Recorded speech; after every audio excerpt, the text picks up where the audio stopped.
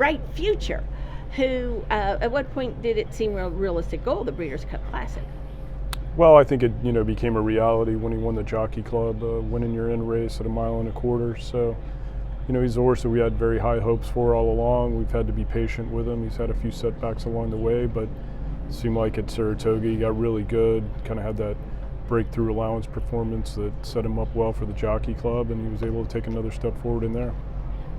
Does he remind you of any other horses that you brought to the Classic as kind of far? Well, I hate to compare him to Vino Rosso because Vino Rosso, ran such an outstanding race in the Classic, and we were very confident coming in that he was going to run a huge race. This horse obviously has some similarities. He's shown promise from the beginning. He's a son of Curlin, same ownership, so a lot of similarities. And then you've got Dreamlike, who was a good second in the Pennsylvania Derby, behind a horse that, I know that Brad's very high on. Yeah, we thought Dreamlike ran great in the Pennsylvania Derby. He was closing into a kind of a paceless race. I think we learned a little bit about how he wants to be ridden, patiently, and we felt like looking at the two races, interestingly enough, it seemed like the Classic has more pace than the mile, so we thought maybe that would be a better setup for him. And your 2-year-olds that back-to-back Grade 1 winners at Keeneland. I know you do have more, I realize, but let's start with Candied in the Juvenile fillies.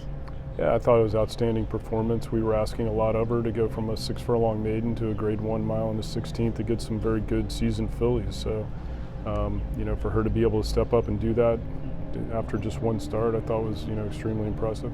And Aaron Wellman said she's still got some greenness, like changing that lead. Does that concern you, or are you thinking that's just something that if she's doing this stuff and running this well, and still has these things to learn, what she could be like when she puts it all together? Well, I think it means there's room for improvement, and she's getting more and more professional as she gets more experience. So, I'm hoping that becomes something that she gets better at, and she seems to have been in the morning. So, it gives you optimism that she has another move forward in her.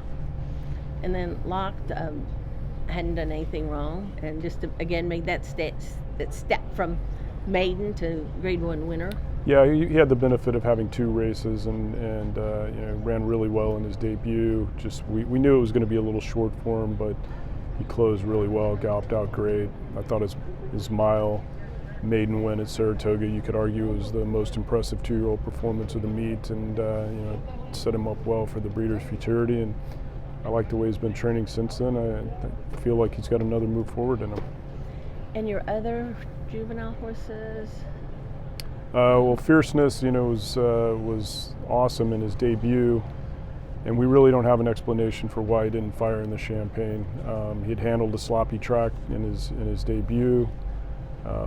Maybe the Aqueduct mud was different than Saratoga. He didn't get away from the gate real well, but he just didn't fire the way he's capable of. He came back and he's breezed very well since then, and we felt like, based on the strength of his training before his maiden win and the way he trained after it and the way he's trained since the Champagne, that we just got to draw a line through it and try again. Is that still uncharacteristic for you, though, to take a horse with a maiden win and then not a good race, and those are their only 2 races, to bring them into a race like this? Yeah, it's not something we normally do, but we normally don't have a horse run as well as he did in his debut and run a 95 buyer figure, and he's got that race would kind of be the fastest race on all the speed figures of anyone in this juvenile. So we didn't force it. He kind of sold us on the idea.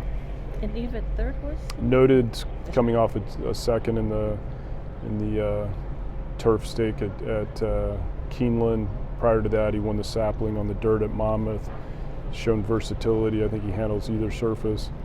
We felt like sort of the tiebreaker between the juvenile turf and the juvenile was there should be a solid pace to run at in the juvenile, and you just worry in the juvenile turf with a large field. It comes so much down to trip that we felt like the way he'd been training on the dirt, that we were going to give him a shot in there. It's been a promising horse. He's as a 3-year-old, he won the Dwyer by 23 lengths and won the Suburban this year.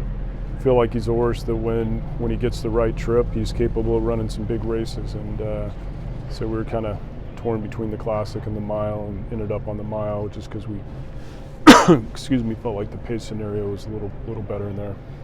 And you have a multiple Grade 1 winning turf horse up to the mark. Yeah, up to the mark. I thought he ran terrific off the layoff in the Coolmore Turf Mile, and he's had success at a mile, mile and an eighth, mile and a quarter. We haven't run him a mile and a half yet, but we felt like on the strength of his Manhattan at a mile and a quarter, that a mile and a half here at Santa Anita was within his range. But he was not bought to be a turf horse, right? He was bought to be, I think he was a... To be honest, we don't buy too many of them to be turf horses. It's sort of a plan B in a lot of cases for our stable, but in this case we're fortunate that we have an outstanding turf horse. Todd, the Derby Futures came out this week, and Lot is the individual favorite. So when you see that, do you go, or do you take that into account in any way?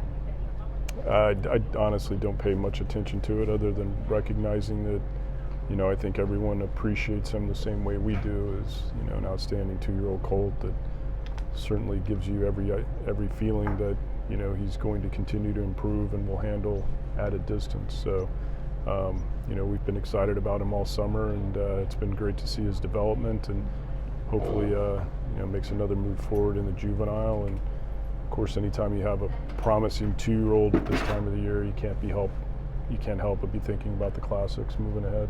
More immediately, though, he's the favorite to win in the Juvenile. And of course, you got the Baffert horses, you got one who's got the top buyer, you got a couple who certainly respected beyond that.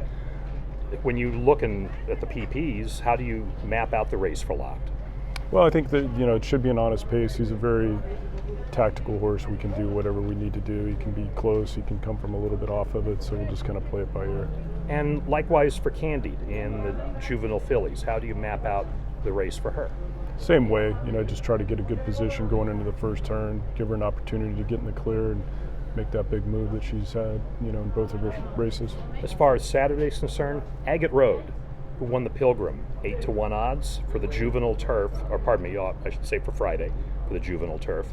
How do you look at the fit for that race, and especially against the Europe horses? Well, you always have to respect the European turf horses for sure, and I think in these type of races, in a full field, it's all about the trip. He's got a really good turn of foot.